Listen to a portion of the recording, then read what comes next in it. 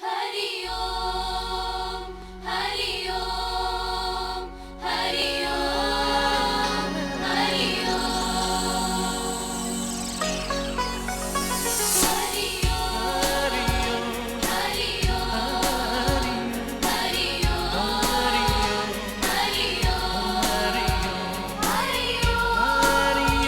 Hari Om, Hari Om, Hari The whole earth is our country and the sky is its dome. The nations are as mansions in the heavenly Father's home. Hari Om, Hari Om, Hari Om, Hari Om. We of China and Japan, America and Ind, we all are brothers, sisters of Soviet and Sindh. Hari Om, Hari Om, Hari Om, Hari Om. Hindus, Muslims, Christians, Buddhists and Baha'is, we share each other's friendship and the love that never dies. Hari Om, Hari Om, Hari Om, Hari Om. One is the faith we live by, one is the song we sing.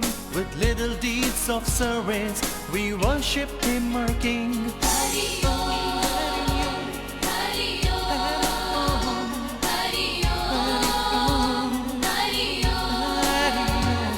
We feed those that are hungry, we work for no reward, we help the poor and needy for love of Him our Lord. Hari Om, Hari Om, Hari Om, Hari Om. We are friends of all the friendless, servers of those in pain. We are brothers of the voiceless, the cow, the dog, the hen. Hari Om, Hari Om, Hari Om, Hari Om. We trust in God, His mercy, and in ourselves believe. All that today we hope for, we shall one day achieve. Hari Om, Hari Om, Hari Om, Hari Om. Hand in hand we march on still, a better world to build, a world of love and laughter, with peace and plenty filled. Hari Om, Hari Om, Hari Om, Hari Om, Hari Om, Hari Om, Hari Om, Hari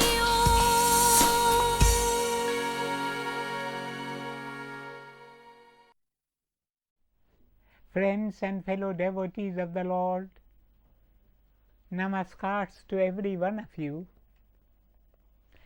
At break of dawn, I heard a sweet voice whisper in my heart, मीठा बोलन नेह चलन हथों भी कुछ दे रब ते ना दे पास वो जंगल क्यों ढूंढे. In translation, this beautiful verse means speak gently, walk humbly, give something in charity, then you need not to the forest go, for the Lord is with you already. If you do these three things dutifully, then there is no need for you to go to a forest and meditate. There is no need for you to go in quest of God. For God, the source of joy and happiness, will come in quest of you and meet you. Sant Kabir in one of his shlokas sings, Kabir man nirmal bhaya jaise Ganga neer, पाछे लागो हर फिरै कहे Kabir, Kabir. Sant Kabir says, when my heart became pure, God Himself came behind me, calling out my name, Kabir, Kabir, please wait, I want to meet you, I want to speak to you. We would do well to remember that we don't have to go out in quest of God when the heart has become pure. It was Jesus who said, "Blessed are the pure in heart, for they shall see God." In fact, God is in search of clean hearts and pure souls. A veritable roadmap for the life beautiful is given us in those three injunctions.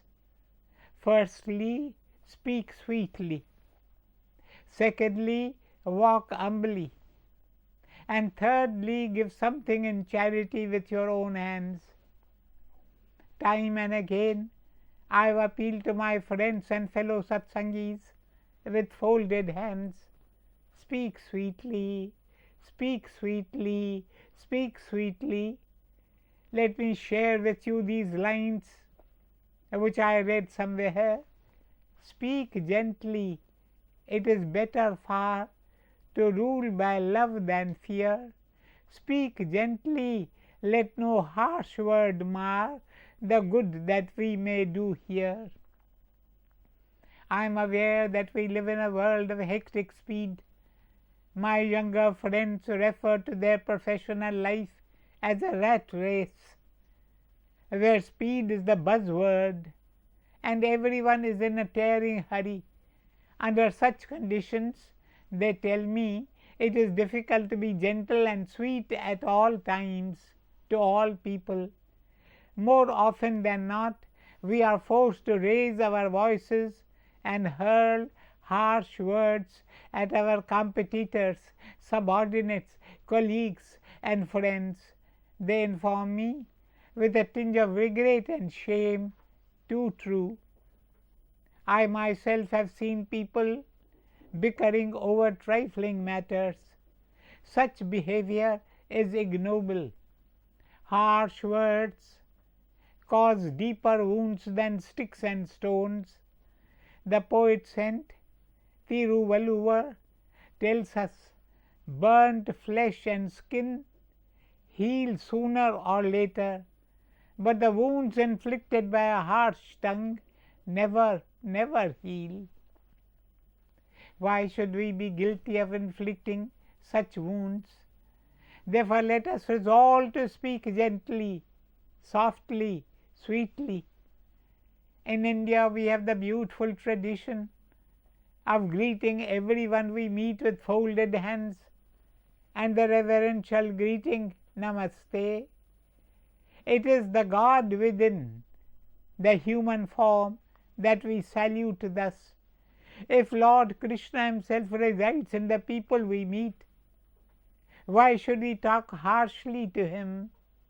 Should we not be soft? Should we not be gentle and reverential and sweet to the Lord? Every one of us is an image of Lord Krishna. We should speak to each other reverently, gently, sweetly. Even if you disagree with others and want to refute their arguments, you can do so with humility in your heart. You may disagree to comply with their requests, but you can do all this without hurting anyone, without creating discord, without using harsh words. You can negotiate with the most stubborn and egoistic individuals, using your personal charm and gentle words. This behavior will come to you naturally if you realize that Shri Krishna is within everyone. Automatically, your attitude will change and you will be reverent, considerate, and gentle with others. You need not disclose to the other person that he is an image of Shri Krishna, for that may merely inflate his ego. But you should remind yourself that Shri Krishna is seated within the hearts of all. The second thing necessary for us is humility of the heart. Be humble. Be humble as a blade of grass. Once Gurudev Sadhu Vaswani was asked what kind of persons would you like to associate with? Rich and famous, intelligent and scholarly, sophisticated, or beautiful and charming? Sadhu Vaswani, with a magical smile, replied, My heart moves out to those who are humble, for the humble are pure at heart, they are the loved ones. Therefore, let us learn to be humble and earn the grace of God. The third thing that all of us must follow is to give whatever we can in charity. You may give little, you may give much, but give you must. Share your wealth with those less fortunate than you. Sadhu Vaswani used to say, I have but one tongue. If I had 1,000,000 tongues, I would still utter the one word, give, give, give. During my travels abroad, I exhort my satsangi brothers and sisters to bear witness in deeds of daily living to the ideal of giving. Share as much as you can with others. I urge them, give whatever you can to the needy ones. Some of them are not convinced by my exhortations. They give me a look which seems to say, it's all very well for you to say give and share, but money does not grow on trees. Day by day prices are on the rise. How can we fix a limit on our personal expenditure? How can we curb spending on our own families? And then there are investments to be made for the future. Where is the money to spare? I respect all the effort you put in to provide the best for your family. I know many of you work under intense pressure to make your business prosper, but I would still say to you, share whatever you can with others. Give at least 10% of your earnings in charity. What will you do with all the wealth you accumulate here? When the call comes to vacate the house of the body and move onward to the great beyond, you will have to leave everything behind. My dear brothers and sisters, look at nature. It always gives. It gives and ever gives. Think of the tree. It gives fruit to others. Does it ever eat its own fruit? Think of the river. Does it ever drink its own water? A river flows to slake the thirst of people. It calls out to men and women, come hither, quench your thirst in my flowing waters. Indeed, one of the primordial laws of nature is to give. So give, give, give. Those who give truly live. Those who do not give are no better than barren trees. The well-known American philanthropist Andrew Carnegie used to say, the man who dies rich dies disgraced. He urged the people to give away as much as they could during their lifetime. He warned them not to leave anything behind. Andrew Carnegie himself was a steel magnate, a multi-millionaire. He gave away millions of dollars to found schools and colleges, libraries and parks and museums. He firmly believed in the law of giving. His pragmatic advice was, put a limit to your personal wealth. Above that limit, whatever wealth you have accumulated is not yours. You should not hold it, but give it away in charity. Sant Tulsidas tells us, तुलसी इस संसार में कर लीजिए दो काम, देने को ठुकरा भला, लेने को हरि नाम. In this world do two things. One is to give alms, the other is to earn spiritual grace by uttering the name divine. Give, give, give, give today, give now, for tomorrow may be too late. if you keep postponing your good intentions for the morrow, and if death overtakes you, you will have to leave behind all the wealth you have accumulated. Man cannot carry anything with him beyond death. He must enter the heaven world empty handed, for there are no systems to issue travelers' checks to this world, and no one in heaven is going to be impressed by what you have left behind. You will be asked instead, what have you brought with you to this other world? In the heavenly world, the material wealth accumulated during your earthly sojourn does not count. It is the wealth of good deeds which will accompany you on the inevitable journey. Hence, my dear brothers and sisters, earn the true treasure of the Spirit. Accumulate the wealth of good deeds, of kind and compassionate service for the world beyond. Every day, give something in charity. Give alms with your own hands. Do good deeds. Earn true grace and be richly blessed. To earn true wealth, you must practice three things. Firstly, speak sweetly. Secondly, walk humbly. Thirdly, give alms with your own hands. Speak sweetly. A king once put a question to the nobleman sitting in his darbar court. What is the sweetest thing on earth? The king firmly said to his courtiers, I do not want a textbook answer. Your answer should come from your own experience. One of the courtiers seated there answered, the sweetest thing in this world is honey. The second courtier said, the sweetest thing is unrefined sugar candy. The third person answered, the sweetest thing is sugar. The fourth answer was malai barfi.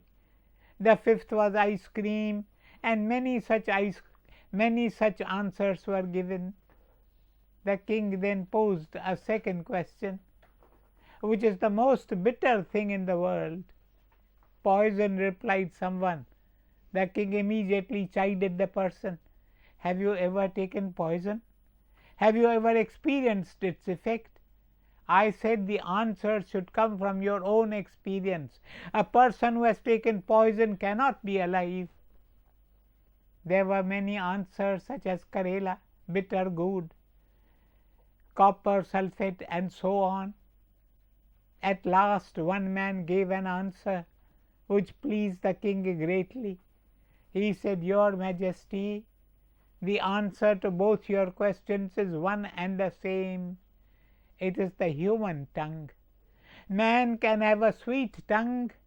Man can have a very sharp tongue. A sweet tongue is soothing. It is like a balm. It is the sweetest thing in the world. A sharp tongue hurts and harms. It is the bitterest thing in the world. The king was very pleased with the answer and rewarded the man richly. A woman met me.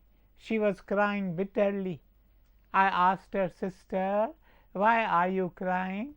She replied, So and so spoke to me rudely. I am deeply hurt. Nothing can assuage that hurt. Why not? I consoled her. The tongue which has spoken harsh words can also speak sweet, healing words. The same tongue can speak harsh words and hurt you. The same tongue can speak sweet, soothing words to heal you. That is why the sweetest and the bitterest, the gentlest and the harshest thing in this world is the human tongue.